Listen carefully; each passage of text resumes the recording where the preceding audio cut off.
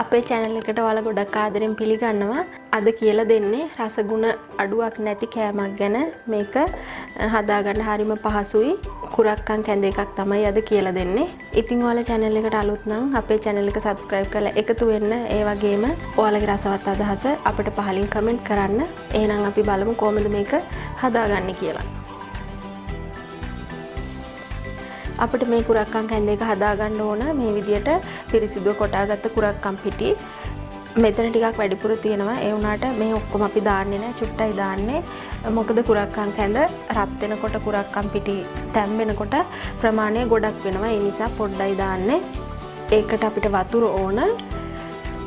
ලුණු රස අනුව දාගන්න ඕනේ. ඒ වගේම එනසල් ඇට දෙකක් මම තලලා අරන් තියෙනවා. ඊට අමතරව අපිට සීනි වමනා වෙනවා. ඒක ප්‍රමාණයක් කියන්න බෑ. රස අනුව ඔයාලා දාන්න. සීනි හරි හකුරු හරි කැමති දෙවර්ගෙන් එකක් එකතු කරගන්න පුළුවනි. පොල් කිරි අරන් තියෙනවා. පොල් බෑවක කිරි දෙපාරක් මෙරිකලා තමයි අරන් තියෙන්නේ බ්ලෙන්ඩර් එකට දාලා. ওই ටික තමයි අපිට ඕන වෙන්නේ. මුලින්ම අපි කුරක්කන් පිටි ටික අපිට වමනා ප්‍රමාණයට දාගන්න ඕන. මං හැඳි 3ක් දානවා ඉස්සෙල්ලම.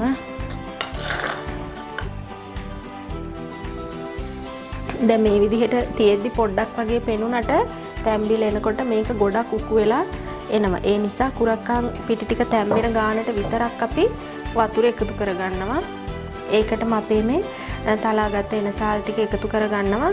මේ පොත්තත් එක්කම දානවා. ඊට පස්සේ පොත්ත අයින් කරගන්නවා. ඊට අපි ලුණු දාගන්නවා. ලුණු පොඩ්ඩක් දාලා ඉතුරු කොටස රස බලලා තමයි දාගන්නේ. දැන් අපි මේක ලිපේ තියා ගන්න ඕනේ.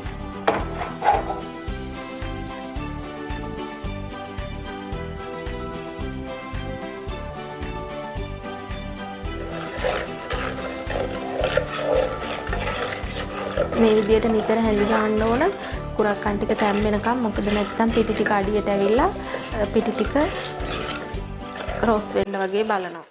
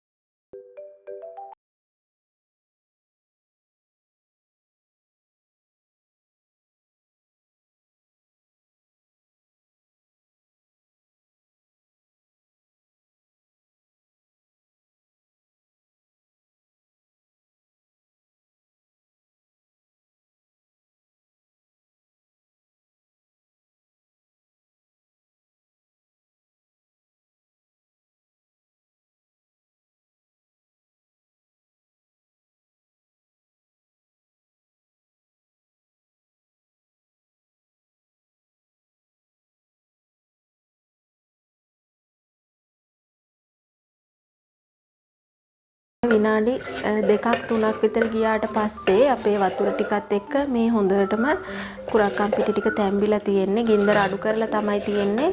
නැත්තම් මේක අඩිය අල්ලන නිසා. හොඳට කුරක්කන් ටික තැම්බුණාට පස්සේ අපි පොල් කිරි ටික එකතු කරගන්න ඕනේ.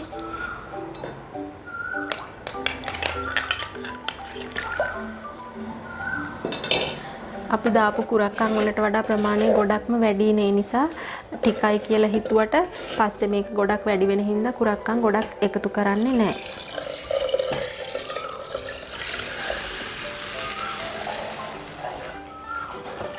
ඔය විදියට අපි මේක කලවම් කරන්න ඕනේ හොඳට.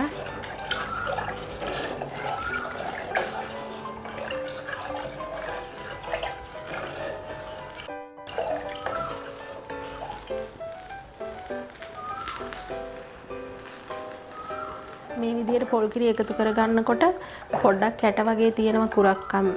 ඒ වුණාට පොල් කිරි ටික රත් වෙනකොට ඒක හරියනවා.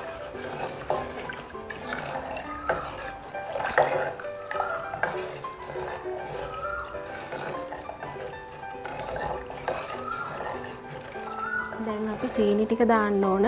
සීනි මේ වෙලාවේ එකතු කරන්නත් පුළුවන්. එහෙම නැත්නම් අපි කුරක්කන් මුලින්ම ලිපේ තියෙන වෙලාවේ වතුර දාලා කුරක්කන් ලිපේ තියෙන වෙලාවෙත් සීනි එකතු කරන්න පුළුවන්. මම මේ විදිහට සීනි හැදි 6ක් විතර එකතු කරගන්නවා.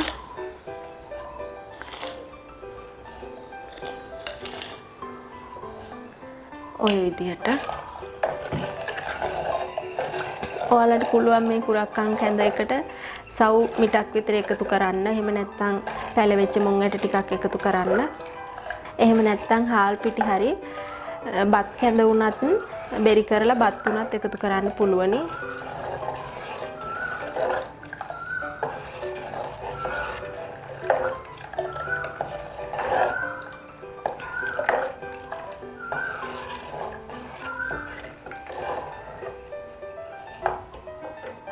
දැන් ඔන්න හොඳට කිරි ටික පැහිගෙන එනකොට අපි ලිප ඕෆ් කරගන්න ඕන. පේනව නේද කිරි පැහිගෙන එන්නේ. ඔන්න ලිප ඕෆ් කරා.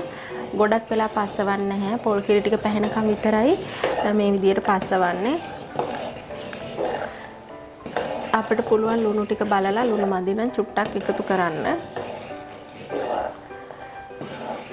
මේ විදියට උකු ගතිය මදි වගේ නම් ඔයාලට තව කුරක්කන් එකතු කරන්න පුළුවනි. හැබැයි මේක නිවෙනකොට තව ටිකක් උකු ගතියට හැරෙන නිසා මේ ගාන ඇති. ලිප ඕෆ් කරලත් පොඩ්ඩක් වෙලා හැඳි ගා ගන්න ඕන.